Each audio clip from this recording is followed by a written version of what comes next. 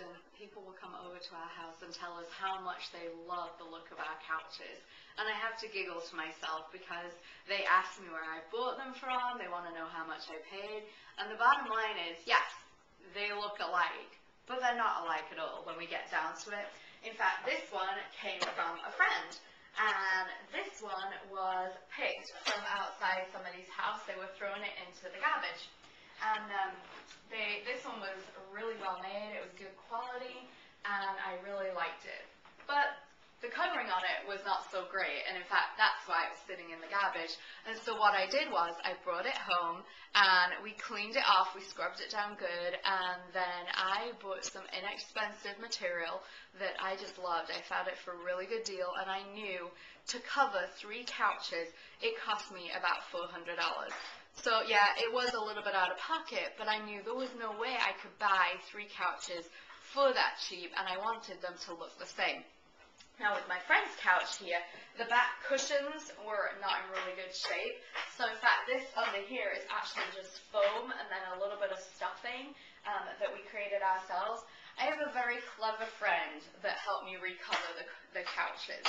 And you can do that too, you know, with a good staple gun and some fabric. It's really not that difficult to do, and you can find out how to do it online. The other thing though is slip covers.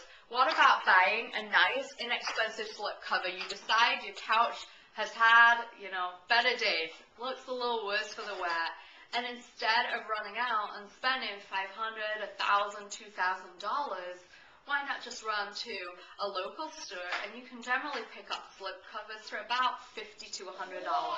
And in fact, if you wanted it to look really authentic, you can get that staple gun out, staple the bottom of that thing.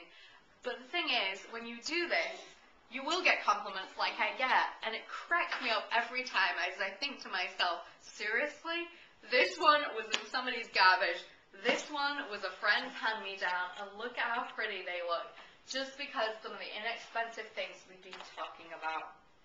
Hopefully today has really helped you guys out, and all the things you've learned is, you know, you can put to good use to really be able to, you know, not do anything else with the budget, but really be able to cut back and yet still see your house looking really pretty, still making changes around the house that you would want to make, and, you know, bringing the outside indoors, covering things, painting things.